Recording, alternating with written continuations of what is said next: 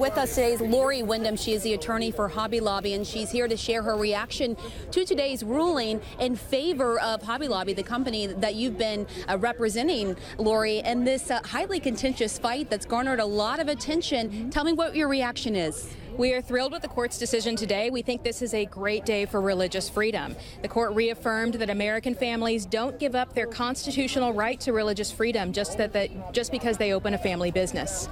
Lori, when I talked to you before, I remember you telling me the Greens, the owners of Hobby Lobby, they didn't come to this fight. The fight came to them, and what a fight it has been for them. Absolutely.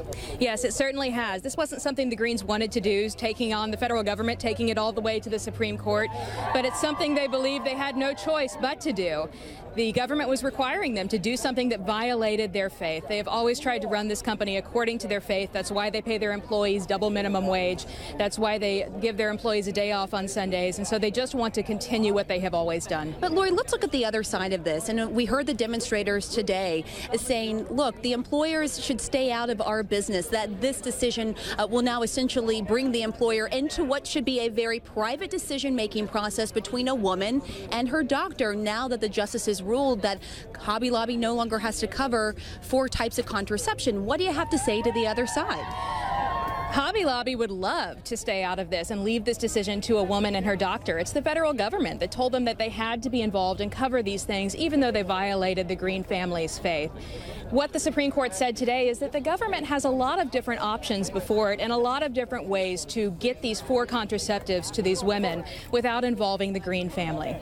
And then there was the other argument, too, from the administration saying that essentially the Greens could have opted not to provide the health coverage for its employees if they did feel like it was a violation of their faith, these 4 types of contraception that they equate to abortion. And your argument to that was that they would be fine. But the administration saying, look, it would have been a wash either way. We don't think it would have been a wash. The Greens have always provided excellent benefits for their employees, and so they would have been paying taxes to the IRS, $2,000 per employee, plus they would have had to raise wages in order to make it even and make sure their employees came out okay.